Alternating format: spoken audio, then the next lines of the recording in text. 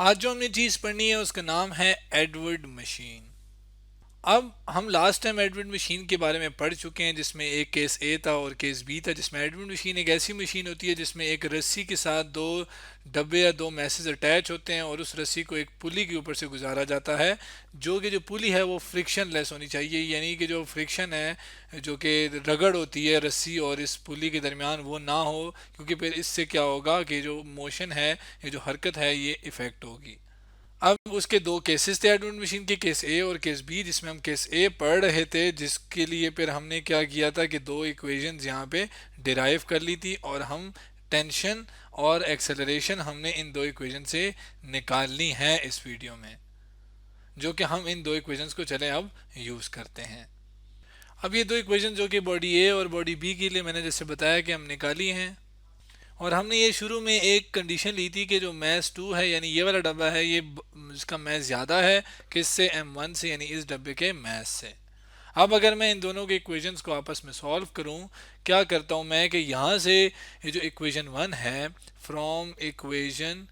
One जो है अगर मैं क्या करूं कि यहाँ से इस एम जी को, एम वन जी को मैं उस साइड पे ले जाऊं तो टी की वैल्यू नहीं आ जाएगी। फिर जो भी टी की वैल्यू है मैं यहाँ पे डाल दूंगा। अब क्यों, जब मैं यहाँ पे टी की वैल्यू डाल दूंगा तो सिर्फ एक्सेलरेशन रह जाएगा यानी ए रह जाएगा, तो उसको मैं कैलकुलेट कर पाऊंगा। तो आइए करते हैं। जब मैं इसको उधर ले गया तो लेफ्ट हैंड साइड पे टेंशन रह गई मेरे पास, जबकि एम वन ए और साथ एम वन जी जो है वो उस साइड पे, चूंकि यहाँ पे माइनस है तो उधर जाके प्लस हो गया, तो ये हो गया एम वन जी। जिसमें जो टी की वैल्यू है वो हम क्या करते हैं, पुट इन इक्वेशन टू, यानी इस इक्वेशन में डालते हैं। अब हम क्या करते हैं, डालने के लिए क्या है कि एम टू जी तो एज इट इज़ आ गया। अगर मैं इक्वेशन टू की बात करूँ तो ये एम टू जी को एज इट इज़ लिख दिया, जबकि जो टी है ये वाली जिसकी वैल्यू है, यानी कि मैं इस पूरे टी की जगह ये सारी वैल्यू जो कि यहाँ से मैंने उठाई है वो इस टी की जगह डाल सकता हूँ। यानी मैं इसको उठाता हूँ और यहाँ पे टी की जगह डाल देता हूँ। कौन सी टी की जगह, इस वाले टी की जगह। जबकि राइट हैंड साइड पे क्या रह गया, इक्वल्स टू एम टू ए, यानी कि यहाँ पे क्या रह गया, एम टू और साथ ए। अब मैंने ये क्यों किया, अब अगर आप देखें तो जो ए है ना वो अकेला रह गया, टी गायब हो गया, तो मैं ए को निकाल सकता हूँ आसानी से। उसके लिए ज़ाहिर है मैं चाहूँगा ना कि जो ए है वो सारे एक जगह पे हो जाए, यानी ये जो माइनस एम वन ए है इसको मैं अगर उस साइड पे ले जाऊँ, या चलें, हाँ चलें उस साइड पे ले जाऊँ, तो ए जो है सारे एक साथ हो जाएंगे। तो करके देखते हैं। ये वाली चीज़ तो एज इट इज़ आ जाएगी, जबकि इसको भी हमने नहीं छेड़ा तो ये भी नीचे एज इट इज़ आ जाएगा। चूंकि यहाँ पे प्लस था ये माइनस है तो यहाँ पे क्या आ जाएगा, माइनस आएगा ना। बल्कि नहीं, यहाँ पे प्लस ही आएगा क्योंकि ये जो माइनस है ना ये एम वन ए के साथ उस साइड पे चला गया है, तो यहाँ पे क्या आएगा, प्लस। अब ये वाली साइड जो है ये इक्वल्स टू के साथ इधर ही आएगी, तो ये मैं इधर ही लिख देता हूँ। जैसे मैंने लिख लिया, चूंकि इस चीज को मैं उधर लेकर गया था, यानी उठा के मैं इधर लेकर गया था, तो ये चूंकि माइनस है तो जब ये इधर आएगा तो ये साथ इसके प्लस आएगा। ठीक हो गया, क्योंकि इक्वेशन की दूसरी साइड पे गया तो साइन चेंज हो गया। अब यहाँ से मैं ए कॉमन ले सकता हूँ क्योंकि यहाँ पे भी आ रहा है, यहाँ पे भी आ रहा है, जबकि यहाँ पे जी भी ले लेते हैं। चले, उसके लिए मैं क्या करता हूँ कि एम वन प्लस हो रहे हैं दोनों, तो मैं इसको पहले लिख लेता हूँ ना, तो M one plus M two और साथ जी जो है वो मैंने कॉमन लिया है, तो मैंने जी बाहर लिख दिया। जबकि is equals to M two जो है यहाँ से ए कॉमन आ सकता है, तो मैं ऐसे करता हूँ कि यहाँ पे एम टू और साथ, बल्कि नहीं एम वन पहले लिख लेता हूँ। लेकिन मुझे ऐसा लग रहा है कि एक गलती मैं कर चुका हूँ। उसको अगर हम देखें कौन सी गलती, वाला पहले ज़रा हम इसको M one plus M two और साथ ब्रैकेट में ए चूंकि कॉमन लिया तो ए आ गया। अब बोला कौन सी गलती की मैं बात करूं, यहाँ पे जब मैं टी की वैल्यू डाल रहा था ना, तो जो ये माइनस है जो कि यहाँ पे है ये वाला, तो ये इस पूरी टी की वैल्यू के ऊपर आ रहा था। यानी ये टी की वैल्यू जो कि मैंने यहाँ से उठाई थी यहाँ पे डाली थी, तो ये माइनस इसके साथ भी था, और माइनस चूंकि ये पूरी वैल्यू थी तो ये माइनस इसके साथ भी था। यानी कि जब ये माइनस और प्लस जब आपस में होंगे तो माइनस और प्लस क्या होते हैं, माइनस।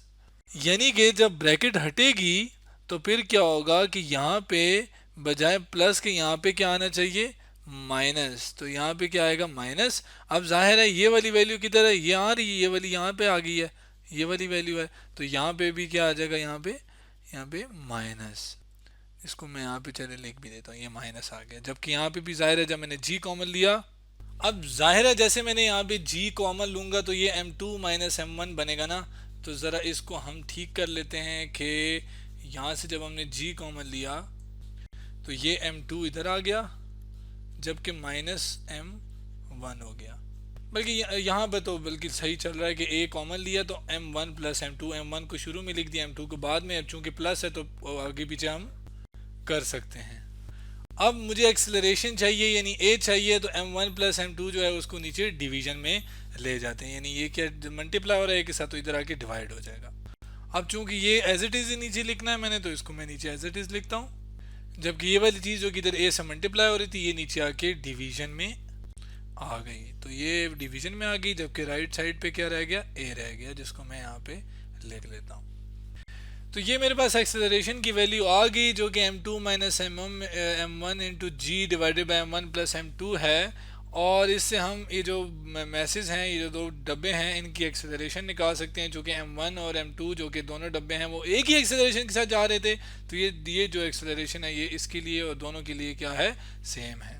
अब एक्सेलरेशन तो आ गई, अब हमने क्या करना है, टेंशन निकालनी है। अब एक्सेलरेशन की वैल्यू को मैं क्या करता हूँ कि जो ऊपर जो t की वैल्यू मैंने निकाली थी ना, भला कौन सी, यहाँ पे जो ये वाली नहीं वैल्यू थी, ये वाली इक्वेशन, इसके अंदर मैं a की वैल्यू डालता हूँ। अब ज़रा मैं इसको कॉपी करके उधर मेन पेज पे लेता हूँ। अब मैं अपनी आसानी के लिए इस इक्वेशन को इक्वेशन 3 कहता हूँ, और t यानी टेंशन की वैल्यू निकालने के लिए मैं क्या करता हूँ कि इस एक्सेलरेशन की वैल्यू इस इक्वेशन 3 में डालता हूँ, यानी for calculation of t put value of a in equation 3। Tension तो एज इट इज आ गई, जबकि m1 जो है वो यहाँ पे आ गया, जबकि a की जगह मैंने ये सारी वैल्यू डाली हैं, जबकि जो बकाया प्लस m1g है उसको मैं यहाँ पे एज इट इज लिख लेता हूँ। अब चूंकि जो ये ब्रैकेट है ये इसके बाहर m1 है, तो ये m1 इसके साथ भी मल्टीप्लाई होगा और यही m1 जो है वो इसके साथ भी मल्टीप्लाई होगा, जिसको करके देख लेते हैं। टेंशन लेफ्ट हैंड साइड पे एज इट इज़ आ गई, जबकि इसको मैं ज़रा डिवीजन को लिख लेता हूँ। नीचे क्या है, m1 प्लस m2 है, जबकि ऊपर m1 जब मल्टीप्लाई होगा अंदर ब्रैकेट के साथ तो ये m1 और साथ m2 हो गया, यानी m1 और साथ m2, जबकि ये m1 इसके साथ भी होगा लेकिन साथ ये माइनस आ गया एज इट इज़, जबकि ये m1 और साथ ये भी m1 है, तो दोनों को एक साथ लिख दिया, और साथ क्या है, g। अब चूंकि g भी जो है वो भी ब्रैकेट में है तो वो भी इसके साथ आएगी और इसके साथ आएगी, तो चले मैं g भी साथ लिख लेता हूँ, इधर भी लिख लेता हूँ, चूंकि इसके साथ भी मल्टीप्लाई होना है इसने, तो यहाँ पे भी मैं g लिख लेता हूँ। अब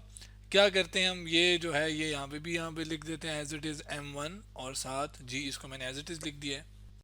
अब आगे क्या करते हैं कि चूंकि यहाँ पे इनको हमने सॉल्व करना है तो हम एलसीएम ले लेते हैं, जिसमें हम क्या करते हैं, एलसीएम जो है वो m1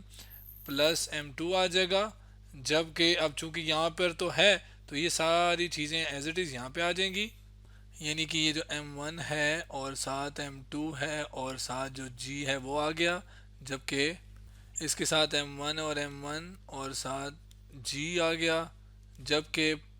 यहाँ पे प्लस आ गया ये वाला, जबकि यहाँ पे इसके नीचे कुछ नहीं था, तो ये वाली सारी चीज़ें इसके साथ मल्टीप्लाई हो गई, यानी m1 g तो आएगा लेकिन साथ मल्टीप्लाई क्या चीज़ होगी, m1 प्लस m2, जो कि मैंने एलसीएम लिया था, तो ये मेरे पास आ गया वो, जबकि t को एज इट इज़ लिखते हैं। अब अगर आप देखें तो ये m1g जो है इसके साथ भी मल्टीप्लाई हो रहा है, यानी ये पूरा इसके साथ भी होगा और ये पूरा इसके साथ भी होगा, जबकि बाकाया एज इट इज़ हम लिख लेते हैं, यानी कि ये सारी चीज़ें क्या हैं, एज इट इज़ आ जाएगी नीचे,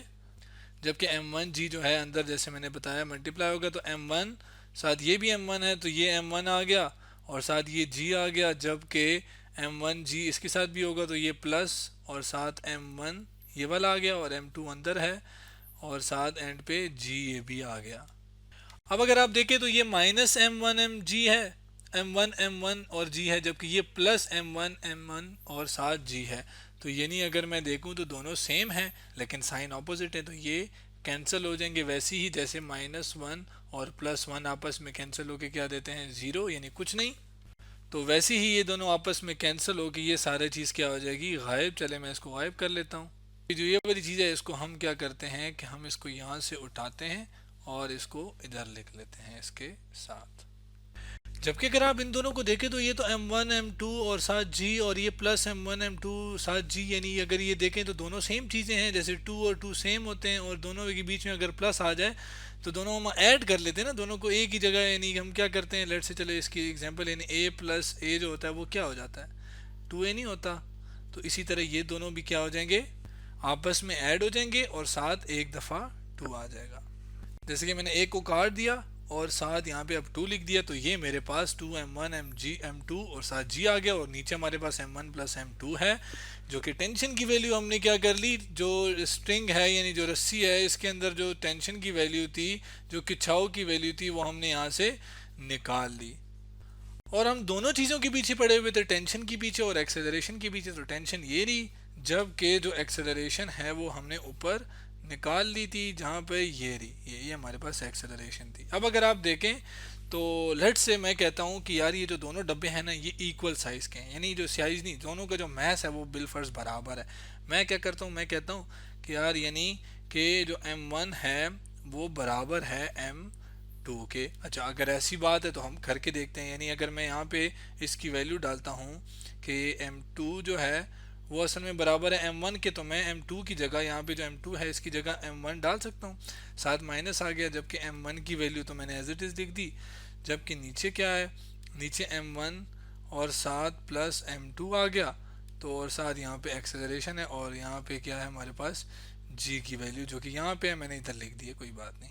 तो m1 माइनस m2 आपस में क्या है, ये दोनों सेम है, साइन ऑपोजिट है, ये कैंसिल हो गए, तो आंसर क्या है, ज़ीरो। तो ये जब ज़ीरो किसी चीज़ से मल्टीप्लाई या डिवाइड होता है तो क्या आंसर आता है, ज़ीरो नहीं आता। यानी कि इस केस में तो एक्सेलरेशन क्या आ गई, ज़ीरो, तब जब दोनों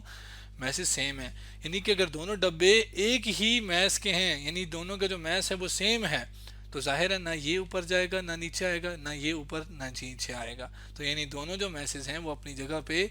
खड़ी रहेंगे, अपनी जगह पे रुके रहेंगे और मूव नहीं करेंगे। तो फिर उसके लिए फिर जाहिर है जब मूव नहीं करेंगे तो वेलोसिटी तब्दील नहीं होगी टाइम के साथ, तो एक्सेलरेशन क्या आ जाएगा, ज़ीरो। इसके साथ साथ जाहिर है हमारे पास ये जो टेंशन है इसमें जी की वैल्यू है। अब जैसे मैंने बताया था कि हम इस मशीन को जी की वैल्यू की निकालने के लिए भी यूज़ कर सकते हैं। अब इसी इक्वेशन को हम यूज़ कर सकते हैं, अगर हमें टेंशन की वैल्यू पता हो, हमें टेंशन पता होगी, तो मैं m1 और m2 दोनों पता होंगे, तो हम इसको आराम से यूज़ करके जी की वैल्यू भी निकाल सकते हैं, जिसकी वैल्यू कितनी होती है, 9.8 मीटर पर सेकेंड स्क्वायर। अब ये वैल्यू बिलफर्ज, अब हमें टेंशन निकालनी है, तो हमें ये वैल्यू जो ज़मीन के ऊपर है वो वैल्यू सरफेस के ऊपर जो वैल्यू है वो इतनी है, तो ये वैल्यू हम यहाँ पे डालेंगे, दोनों डब्बे के मैसेज डाल देंगे और हम आराम से टेंशन की वैल्यू भी निकाल पाएंगे। तो ये था हमारे पास केस ए, जिसके लिए हमने एक्सेलरेशन और टेंशन की वैल्यू निकाल ली। तो आज हमने एडवर्ड मशीन की एक्सेलरेशन और टेंशन की वैल्यू इस वीडियो में निकाल ली।